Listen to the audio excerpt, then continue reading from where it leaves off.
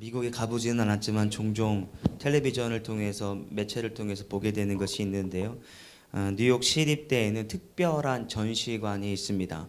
전시관 이름 커다랗게 Hall of Fame이라고 되어 있는데 우리나라 말로 한다면 명예의 전당이라고 합니다. 미국에는 우리나라도 마찬가지 여러 명예의 전당들이 스포츠 하는 사람들의 명예의 전당도 있고 과학자들의 명예의 전당도 있는데 특별히 이 뉴욕 시립대의 이 명예의 전당에는 102명의 미국을 빛낸 이 위인들의 흉상이 있는 것으로 알려져 있습니다. 우리가 잘 아는 대표적으로 아브라함 링컨이나 카네기 등이 그곳에 있다라고 합니다. 아무나 이 102명, 103명에 들어갈 수 없습니다. 돈이 많다고 해서 되는 것도 아닙니다. 나라의 명예를 드높이거나 누구라도 국민 누구라도 이 사람은 본받을 만한 사람이지 라고 하는 사람만 아주 선별하여 들어갈 수 있다라고 하니 들어가기만 한다면 과문의 영광이자 전 세계인에게 본받은 대상이 될 것은 너무나도 뻔한 겁니다. 제가 왜 이 말씀을 드리냐면 우리가 오늘 읽었던 본문의 말씀 히브리서 11장은 흔히들 믿음의 장이다라고 말합니다. 어느 분이 지었는지는 모르겠지만 참 훌륭한 이름을 지은 것 같습니다. 그런데 저는 이 히브리서 11장을 믿음의 명예의 전당이다라고 말하고 싶습니다. 종종 사도행전을 영어로 액츠라고 하는데 사도행전은 28장에서 끝납니다. 그런데 종종 액츠 29라고 하는 구호를 가지고 예배하거나 어떤 프로젝트를 하는 걸로 봅니다. 그 뜻이 무엇입니까? 비록 사도행전은 28장에 끝났지만 우리가 새롭게 29장을 쓰자라고 하는 의미로 액츠 29라고 하는 것을 하는데요. 동일한 의미에서 히브리서 11장은 믿음의 장이기도 하고 믿음의 전당의 이 하나의 표현이기도 하는데 모쪼록 우리에게 주어진 삶을 열심히 믿음으로 경주하여 하늘나라 히브리서 11장 다시 1장에 저와 여러분의 이름이 기록되어지기를 주의 이름으로 축원합니다. 오늘 본문을 읽어보니 이 믿음의 이 전당에 이름을 올린 사람이 꽤 많이 있는데요. 아벨, 에녹, 노아, 아브라함, 사라, 이삭, 야곱, 요셉, 모세, 창녀 라합도 들어갑니다. 그리고 저 밑으로 11장 32절에 한번 여러분들의 입으로 과연 믿음의 장에 누가 있는지 한번 살펴보기를 원합니다. 읽겠습니다. 시작. 내가 무슨 말을 더하리요? 기드온, 바락, 삼손, 입다, 다윗 및 사무엘과 선지자들의 일을 말하려면 내게 시간이 부족하리로다. 아멘. 그렇죠. 성경에 수많은 이 믿음의 장에 들어가도 충분한 인물들이 있지 않겠습니까? 그런데 히브리서 기자의 표현이 참 특이합니다. 내가 다 말하고 싶지만 나에게는 지면이 부족하고 나에게는 시간이 부족합니다 라고 하면서 특별히 몇몇을 소개하는 것으로 모두를 대신하고 있습니다. 근데 우리가 눈여겨볼 것이 있는데 이 명예의 전당에 제일 먼저 이름을 올린 사람이 누구냐라고 하는 것인데요. 그것이 오늘 함께 나눠보고 싶은 아벨이라고 하는 사람입니다. 여러분 왜 히브리서 기자가 방금 나열한 많은 사람들보다도 제일 먼저 아벨이라고 하는 이름으로 믿음의 조상을 우리에게 소개하고 있는 것일까? 그나마 유추할 수 있는 것은요. 방금 전에 읽었던 그 인물들이 성경 속 시간의 흐름과 일치한다라고 하는 겁니다. 아벨 다음에 세대가 에녹의 세대고 에녹에 이어 노아의 세대, 노아에 이어 아브라함, 또 사라, 야곱, 요셉으로 이어지기 때문입니다. 근데 반문해 볼 수 있는 것은 분명히 시간이 없다라고 했던 것 아니겠습니까? 그렇기 때문에 굳이 이 사람을 넣지 않더라도 되는 것인데 굳이 짧은 지면을 통하여 왜 아브라함은 아벨의 이름을 제일 먼저 기록해 두었냐라는 것입니다. 게다가 11장에 나타나는 믿음의 위인들의 내용들을 보면 굉장히 유명한 히스토리를 가지고 있는 사람들입니다. 한 사람의 이야기로만 설교를 한다 할지라도 아마 몇 편의 설교를 할 수 있을 만한 내용들을 그런 믿음의 그 상황들을 가지고 있었던 사람인데 그들에 비한다면 이 아벨이라고 하는 사람은 매우 짧은 스토리를 성경 가운데 가지고 있습니다. 조금 이따가 살펴보겠지만 창세기의 고작 4절에서 5절 가운데 나타나는 인물이기도 하고 그 짧은 5절 가운데 아벨의 믿음에 관해서는 딱 한 구절로 요약되고 있다라고 하는 것입니다. 분명히 아벨을 통하여 믿음의 후손들에게 히브리서 기자가 교훈하고 싶은 것들이 있기에 아벨의 이름을 당당하게 올리지 않았을까 싶습니다. 이 시간에는 오늘 이 아벨을 통하여 우리에게 믿음을 교육하는 내용, 어떤 내용인지를 살펴보려고 합니다. 아벨하면 떠오르는 연관 단어들이 있을 겁니다. 지금 여러분 아벨하면 어떤 것들이 떠오릅니까? 당연히 형 가인이 떠오를 것입니다. 그리고 제사가 떠오를 것입니다. 그런데 제사를 열심히 드렸는데 하나님이 받으셨습니다. 그런데 형으로 인하여 죽임을 당하는 정도의 스토리가 아마 아벨하면 떠오르는 내용일 겁니다. 워낙 짧은 내용이기 때문에 그 외의 단어가 생각나지 않습니다. 그럼에도 우리가 아벨에 대해 조금 더 살펴보기를 원하기에 창세기 4장 2절에 과연 아벨을 성경은 어떻게 기록하고 있는지를 한번 보아야 합니다. 4장 2절입니다. 시작. 그가 또 가인의 아우 아벨을 낳았는데 아벨은 양치는 자였고 가인은 농사하는 자였더라. 여기서 말하는 그라고 하는 것은 아담을 말하는 것이죠. 아담에게는 장남 가인이 있었고 차남 아벨이 있었다는 겁니다. 아벨은 양을 치는 자였고 가인은 농사를 하는 오늘날은 농사꾼이었다라는 것이죠. 이들이 이제 세월이 지나고 아마 분가하게 된 것 같습니다. 왜냐하면 이제 혼자서 예배를 드릴 수 있는 때가 되었기 때문입니다. 당연히 가인은 농사를 지었기 때문에 땅의 소산으로 하나님 앞에 예배를 드렸고 아이는 이 양을 치는 목동이었기 때문에 양을 가지고 예배를 했는데 결과적으로 아벨의 제사는 받고 가인의 제사는 연락하지 아니하시더라는 겁니다. 그 이후의 일은 우리가 잘 아는 것처럼 아벨을 형이 죽이게 되는 일로 아벨의 스토리가 끝이 나게 됩니다. 그렇다면 이 짧은 이 스토리 가운데 도대체 아벨의 어떠함이 오늘날 이 히브리서 11장에 기록됐고 그의 믿음을 우리에게 교훈하고 있는지를 살펴보아야 합니다. 우리가 알고 있는 것은 당연히 아벨이 드린 제사 하나만 알고 있는데요. 오늘날로 말하자면 하나님 앞에 드린 예배하는 자의 모습을 보았다라는 것입니다. 과연 이 둘의 예배가 무엇이 차이가 있었기에 아벨의 제사는 받으시고 혹은 가인의 제사는 받지 않았냐라고 하는 것이 오늘 이 짧은 시간 우리가 알고 돌아가야 하는 겁니다. 전통적 해석에 따르면 왜 하나님이 가인의 제사는 버리시고 아벨의 제사는 받았는가라고 하는 해석이 있는데요.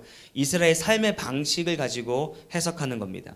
이스라엘 민족이 주로 목축업을 했기 때문에 따라서 하나님은 곡식을 거부하고 양을 받으셨을 것은 너무나도 당연한 것이다라는 주장을 합니다. 근데 매우 그럴듯해 보이는 주장이기는 하지만 성경적으로 전혀 근거가 없는 주장인 것을 금방 알게 되죠. 성경에 소개되고 있는 제물 가운데는 양도 있고 소도 있고 비둘기도 있습니다. 그러나 또 다른 이 제물이 있는데 곡식도 있고 기름도 있고 유향도 있고 과실도 있고 포도주도 있다라고 하는 것을 볼 때 이스라엘 백성들이 주 일이 목축업이니 하나님이 아벨의 제사를 받고 가인의 제사를 금하신 것이 아니라고 하는 것은 옳지 않다라는 것이죠. 레위기 2장 16절에 정확하게 이렇게 표현되어 있는 것을 보게 됩니다. 레위기 2장 16절입니다. 시작. 제사장은 찌은 곡식과 기름을 모든 유향과 함께 기념물로 불사를 지니 이는 여호와께 드리는 화제니라. 아멘. 분명히 성경은 이 양이나 소뿐만 아니라 곡식도 하나님 앞에 드릴지니라고 말하고 있기 때문입니다. 언제 한번 요즘은 그러시는 분들이 없을 것 같은데 언제 한번 그 기독교 방송에서 어느 교회가 부흥회를 하는 것 같았습니다. 아니면 본인의 교회일 수도 있고 마치 부흥회하는 부흥사 목사님의 모습으로 비춰졌습니다. 좀 전과 같이 본문의 설명을 하고 이렇게 충격적인 이야기를 하셨는데 우리 하나님은 싸구려 풀떼기 좋아하지 않습니다. 하나님은 기름진 소나 양을 즐겨 받으시죠. 오늘날 여러분들 다 농사 짓지 않는데 싸구려 헌금보다는 값진 헌금으로 하나님 앞에 돌리십시오. 하나님은 값진 것을 좋아하지 않습니까? 라고 이야기하는데 정말이지 창피해서 죽는 줄 알았습니다. 야, 무슨 저분이 뭐 하시는 분인지는 모르지만 더욱이 슬픈 것은 교회가 좀 컸는데 교회 성도들이 아멘 아멘 하는데 저분들은 무슨 생각을 하며 신앙생활을 하는가 라고 생각했던 적이 있습니다. 우리 하나님은 결코 그런 하나님이 아니시죠. 이 해석이 위험한 것이라면, 만약 그런 것들이 사실이라면 가난하면 예배할 수조차 없는 상황이 되는 것 아니겠습니까? 예배하고 싶더라도 때로는 직장이 없고 물질이 없는 사람들은 하나님 앞에 예배조차 하지 못하게끔 선동하는 주장밖에 되지 않는 겁니다.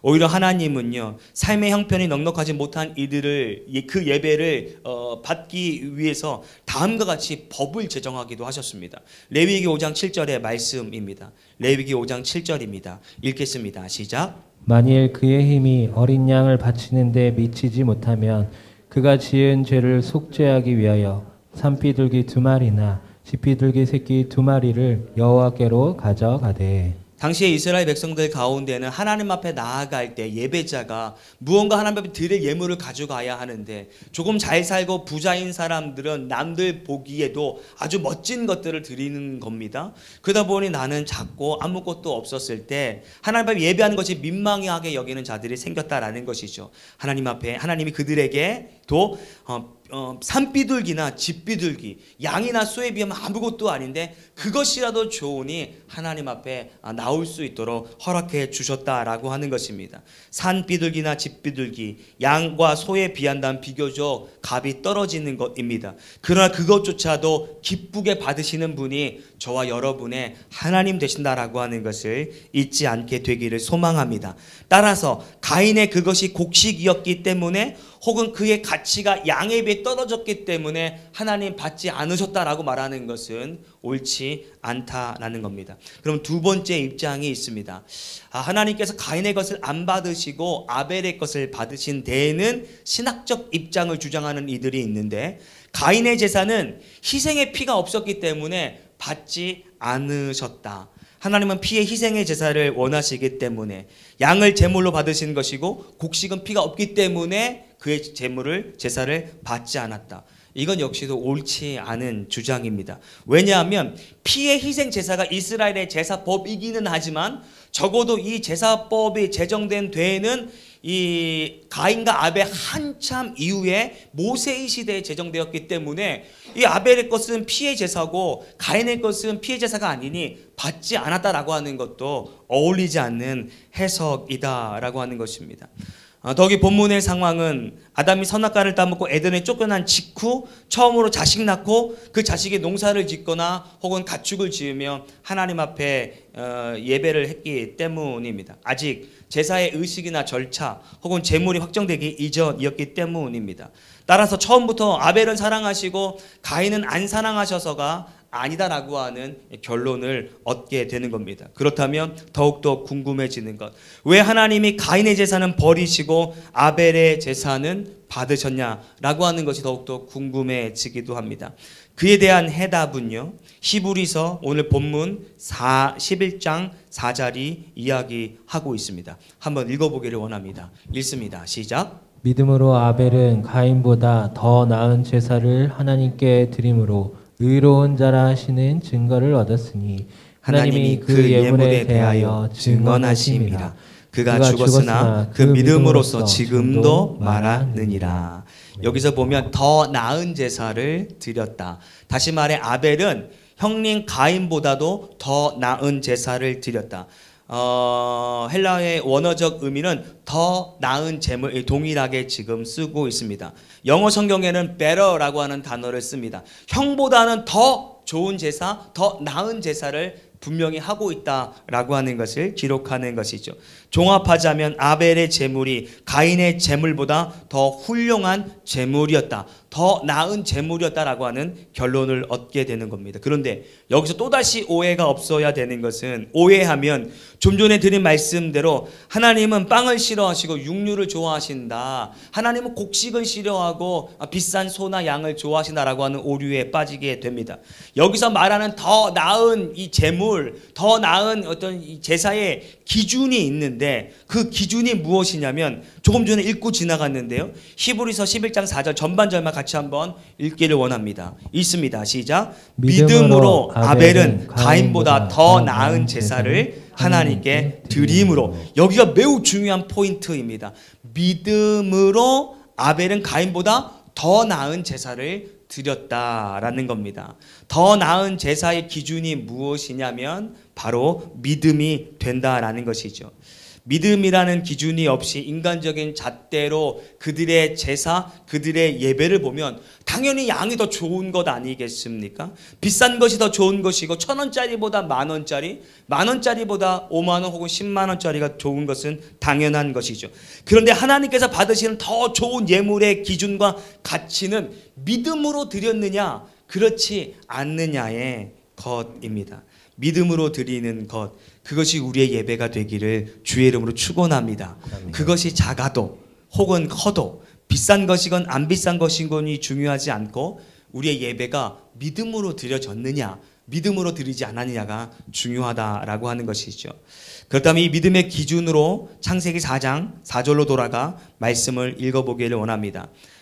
창세기 4장 4절의 말씀 읽겠습니다. 시작. 아벨은 자기도 양의 첫 새끼와 그 기름으로 드렸더니 여호와께서 아벨과 그의 제물은 받으셨으나. 창세기를 통하여 아벨의 더 나은 제사의 예배에 두 가지 특징이 있는데요. 첫 번째는 양의 첫 새끼라고 하는 것이고 두 번째는 그 기름입니다.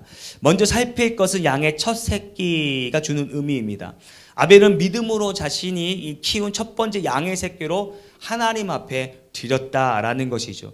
여기서 중요한 의미는 바로 첫 번째라는 것입니다. 여러분, 첫 번째가 주는 의미가 무엇입니까? 자신에게 있어서 귀한 것이 아니겠냐라는 겁니다. 땀을 흘려 키운 양들입니다. 애지중지 키웠다라는 것이죠. 세월이 지난 후에 하나님께 바칠 시간이 되었습니다. 그때 믿음으로 자신에게 있었던 첫 번째 것을 하나님 앞에 드렸다라는 겁니다. 오늘날 미국이 부강한 나라가 된 데에는 세상적으로는 여러 가지 이유가 있지만 믿음의 눈으로 본다면 단 한 가지라고 저는 봅니다. 청교도인들이 신앙의 자유를 찾아 메이플라워를 타고 영국에서 신대륙 미국으로 향했습니다. 생각처럼 도착했더니 옥토된 땅이 아니었고 살기에는 녹록지 않은 땅이었습니다. 근데 이미 살고 있었던 인디안들이 불쌍해서 나눠준 여러 가지 곡식들이 있었고 또한 씨앗들이 있었습니다. 농사의 농자도 모르고 그 땅에서 농사를 해본 경험이 없었기 때문에 그렇지만 그들은 열심히 믿음으로 씨앗을 심고 결실을 맺습니다. 그것이 얼마나 대단했겠냐라는 것입니다. 그럼에도 불구하고 추수한 것의 첫 번째 것을 하나님 앞에 드린 것이 오늘날 땡스기빙 데이, 추수감사절의 유래가 된 것 아니겠습니까? 오늘날 같이 과학이 발전하지 못하고 농법이 발달되지 못한 그때에 첫 번째 소산이라고 해봐야 인간적인 눈으로 봤을 때는 굉장히 비실비실한 것, 볼품 없는 것이었습니다. 그런데 하나님께서 그들의 마음을 보셨다라고 하는 것이죠. 자신들의 배를 채우고 자신들의 굶주린 자녀들을 위해서 줄 수 있었건만 그들은 제일 먼저 하나님 앞에 드림으로 말미암아 하나님이 기뻐하시고 세상 그 어느 나라보다 부유하고 강대한 나라로 만들어 주셨다라는 것입니다. 무엇이 기준이냐면 믿음으로 드린 것. 우리 하나님께서 아벨의 그 믿음으로 드리고자 하는 마음을 얼마나 기쁘시게 여긴지 모른다라는 겁니다. 누가복음에 보면 잘 아는 과부의 헌금이 내용이 나옵니다. 과부는 고작 해봐야 2렙돈을 드렸습니다. 지극히 작은 것입니다. 예수님이 그런데 뭐라고 말씀하셨냐면 제가 읽겠습니다. 누가복음 12장 44절입니다. 그들은 다 그 풍족한 중에서 넣었거니와 이 과부는 그 가난한 중에서 자기의 모든 소유 곧 생활비 전부를 넣었느니라 하시느니라 라고 말합니다. 믿음, 그냥 인간적인 눈으로 봤을 때는 지극히 작은 것 아니겠습니까? 2렙돈이라고 하는 것은 오늘날에도 너무나도 작은 금액입니다. 인간적인 눈과 인간적인 기준으로 볼 때는 너무나도 작은 것인데 하나님은 예물을 그 자체를 보신 것이 아니라 그 여인의 마음을 보셨고 첫 번째 것을 넘어서 자신의 소유 전체를 드리게 되었으니 얼마나 하나님이 기뻐하시겠냐라는 겁니다. 사랑하는 성도 여러분, 우리의 예배가 주님께 연락되기를 원한다면 믿음으로 예배하고 믿음으로 드리는 복된 예배 되기를, 그런 예배자 되기를 주의 이름으로 축원합니다. 매주 예배를 드리다 보면 처음 예배할 때보다 감격이 덜할 때가 누구에게나 있습니다. 매주 드리는 예물이다 보니 마음도 없고 건성건성으로 예배할 때가, 습관적으로 예배할 때가 있다라는 것이죠. 저 역시도 마찬가지인데요. 주님을 저야 어렸을 때부터 어머니 뱃속에서부터 교회를 다녔으니 잘 그런 것들이 없지만 제가 인격적으로 예수님을 만나고 구원의 확신을 갖고 났을 때 그 예배의 그 모습은 기억이 납니다. 늘 눈물이 없으면 예배가 없었던 것 같고 찬양할 때도 전혀 눈물이 나지 않은 가사임에도 불구하고 예배할 때 눈물로 예배했던 그 모습은 온데간데 없고 때로는 형식으로 예배하는 저의 모습을 발견할 때 얼마나 제 모습이 혐오적인지 모릅니다. 모쪼록 매일마다 드리는 예배 형식적으로 드리는 것이 아니라 감사함으로 감격으로 드릴 수 있는 저와 여러분의 예배가 되기를 주의 이름으로 축원합니다. 두 번째 아벨이 드린 이 예물의 특징이 무엇이냐면 기름진 것이라는 겁니다. 첫 번째도 귀한데 그것들을 또 짜내어서 기름을 구별하여 드렸다라는 것입니다. 이것은 정성이고 노력을 의미하는 것입니다. 예배할 때 정성 있게 예배하고 예배일 때 여러분의 혼을 다해 예배할 수 있는 우리가 되어야 한다라는 것입니다. 기름은 그 당시에도 비싼 것이었습니다. 그런데 매우 소중한 것이었고 희소성이 있는 것이었다라는 것이죠. 그럼에도 불구하고 아벨은 그것을 하나님 앞에 아낌없이 드렸다라고 합니다. 우리의 예배가 거룩하게 되고 구별되어지는 그런 예배가 되어야 되는 겁니다. 끝으로 세 번째인데요. 아벨이 하나님께 믿음으로 드린 예물 가운데 가장 하나님께서 기뻐 받으실 만한 것들이 있는데 그게 무엇이냐면 창세기 다시 4장 4절의 말씀을 한번 보기를 원합니다. 창세기 4장 4절입니다. 읽겠습니다. 시작. 없네요. 창세기 4장 4절 같이 읽겠습니다. 시작. 아벨은 양의 첫 새끼와 그 기름으로 드렸더니 여호와께서 아벨과 그의 제물은 받으셨으나 하나님께서 믿음으로 삶에 가장 가치 있는 것 구별되어 올린 예물보다도 먼저 받으시는 것이 있는데 그것이 무엇이냐? 아벨 자체였다라는 겁니다. 아벨의 예물도 기쁘게 받으셨고 아벨의 첫 번째 그 마음도 기쁘게 받으셨지만 오늘 본문이 말하는 것 아벨과 그의 제물을 받으셨다. 그의 제물을 받기 이전에 표현하고 있는 것이 하나님이 그 예배를 통해 먼저 받으신 것이 바로 아벨 그 자체라고 하는 것을 성경이 기록하고 있다는 겁니다. 하나님의 관심은 돈에 있지 않습니다. 하나님의 관심은 조금 이따 드릴 여러분의 헌금에 있지 않다라는 겁니다. 하나님의 관심은 여러분 자체입니다. 누가 예배하는 예배자보다 예배를 드릴 때 드리는 헌금이 더 가치 있다라고 거짓으로 말한지 모르겠습니다. 누가 예배자의 예물의 액수가 곧 예배자의 믿음을 반영한다라고 거짓으로 말한지 모릅니다. 교회 안에 그런 것들로 인하여 실족한 분들이 있다면 이 시간 주님의 이름으로 그 실족된 마음이 치유되기를 소망합니다.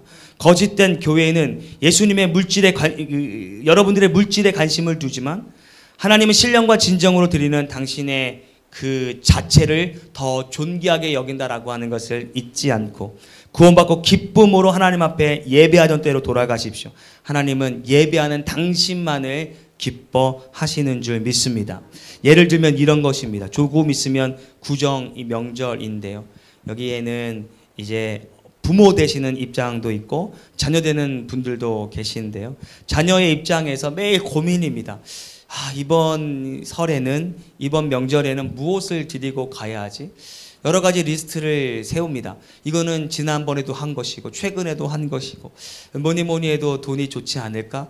그런데 상황이 녹록치 못하고 여러 가지 고민들이 있을 겁니다. 그런데 부모의 입장에서는 자녀의 그런 생각이 고맙기는 하지만 사실은 착각이다라는 겁니다.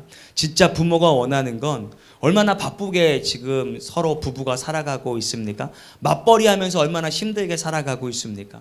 게다가 이번 연휴는 너무 짧은 연휴인데 집에 쉬어도 될 텐데 또 찾아와 주니 얼마나 고맙냐라고 하는 것입니다. 부모님에게 용돈 드리는 건 참 고마운 일이지만 요즘 금리가 너무 많이 올랐습니다. 가계 부채가 많이 올랐습니다. 평소보다 이제 마이너스가 너무나도 많은 이거 부모님 다 알고 계신다라는 것이죠. 따라서 부모님은 올 때 뭔가를 가지고 오기를 원하지 않으실 겁니다. 우리 자식이 정말 돈을 많이 벌어서 좋은 용돈을 주는 것도 고마운 일이지만 부모님이 원하시는 것은 돈 자체가 아닙니다. 우리 증인 권사님 맞죠? 예, 맞죠? 예. 우리 부모님들은 돈 자체를 원하시는 것이 아니라 그저 자식이 기억해주고 찾아오는 것만으로도 고맙고 감사하는 것 아니겠냐라는 겁니다. 마찬가지예요. 하나님은요, 여러분들이 주의 전에 올 때 뭔가 가지고 나오는 것, 그것보다도 그 자체가 여러분들이 오시는 것, 그 자체가 하나님이 기뻐 여기신다라고 하는 것을 잊지 마시기를 바랍니다. 여러분 자체를 거룩한 산 제사로 하나님 앞에 드릴 때 그것이 곧 하나님의 기쁨이요 아버지의 기쁨이 되어지는 줄 믿습니다. 가치로 따지면 가인의 땅의 소산물도 충분한 가치를 분명히 가졌을 것입니다. 오히려 방목하여 키우는 그 양, 그 네가 직접 매일같이 키운 것 아니잖아. 그런데 이 농사는요, 매일같이 돌봐야 하고 물을 줘야 하고 또 거름을 줘야 하고 해야 되는 여러 가지 일들이 있지 않겠습니까? 그런데 하나님이 무엇을 먼저 받으신자? 예배자의 마음을 받으신다라는 겁니다. 이것이 곡식이냐, 이것이 양의 어떤 것이냐가 아니라 하나님은 예배자의 마음, 예배자 자체를 받으신다라고 하는 것을 잊지 아니하고 2023년도 여러분들에게 얼마의 예배가 허락되어질는지 모르지만 그 예배를 여러분의 마음과 정성을 다하여 드리는 복된 예배가 되기를 주의 이름으로 축원합니다. 아벨의 제사는 충분했습니다. 이제 왜 성경이 명예의 전당 가운데 아벨의 이름을 첫 번째로 올린지 충분한 이해가 되셨으리라고 봅니다. 믿음의 기초는 예배입니다. 예배가 탄탄하지 않는데 어찌 그 위에 믿음이 세워질 수 있냐라는 겁니다. 사랑하는 성도 여러분, 진정한 예배자 되기를 원한다면 예배를 통하여 감격을 회복하고 예배를 통하여 진실한 눈물이 회복이 되며 예배를 통하여 온전한 나를 내려놓게 되어지는 과정이 필요할 줄 믿습니다. 그래 믿음으로 예배할 수 있는 여러분이 되어서 하나님이 여러분의 예배를 받으시고 마치 미국을 축복하시고 아벨을 축복하셨던 것처럼 예배자 여러분을 축복하고 여러분의 가정을 축복하며 나아가 여러분을 축복할 수 있는 저와 여러분의 삶이 되기를 주의 이름으로 축원합니다. 다시 한번 마지막 히브리 4장 4절의 말씀을 읽고 말씀을 마치겠습니다. 4장 4절입니다. 시작. 믿음으로 아벨은 가인보다 더 나은 제사를 드렸으니 하시는 증거를 얻었으니 하나님이 그 예물에 대하여 증언하심이라. 그가 죽었으나 그 믿음으로서 지금도 말하느니라. 그가 죽었으나 그 믿음으로서 지금도 말하느니라. 성경 가운데 칭찬받은 많은 사람들이 있지만 짧은 구절 그 중에 한 구절만으로도 여전히 칭찬받게 되어지고 지금까지 회자되고 있는 인물은 아마 성경 속 아벨이 유일하게 될 겁니다. 성경은 말합니다. 그가 죽었으나 그 믿음으로서 지금도 말한다. 여러분들은 이 다음에 하나님의 때가 되면 하나님의 부르심 받게 될 겁니다. 우리는 그것을 물리적으로 죽음이다라고 표현하는데 여러분이 죽게 된 이후 여러분의 자녀, 여러분의 자손들이 여러분들을 기억할 때 어떤 것으로 남겨지기를 원하십니까? 야, 우리 아버지는, 우리 할아버지, 우리 증조할아버지는 말이야 돈이 이만큼 많아가지고 우리가 지금까지 살 수 있었어 라고 하는 주제로 남기를 원하십니까? 적어도 우리의 부모님, 우리 할아버지, 우리 선조는 말이야 우리에게 많은 것들도 주셨지만 그 중에 가장 귀한 것 우리에게 믿음을 우리에게 주셨지라고 하는 여러분의 자녀, 여러분 후손들이 여러분들을 기억할 때 식탁에서 여러분의 오늘날의 이 믿음을 증거하고 간증하고 회자할 수 있는 그런 믿음의 주인공이 되기 위하여 오늘도 믿음으로 승부하고 믿음으로 예배할 수 있는 저와 여러분이 되기를 주의 이름으로 축원합니다.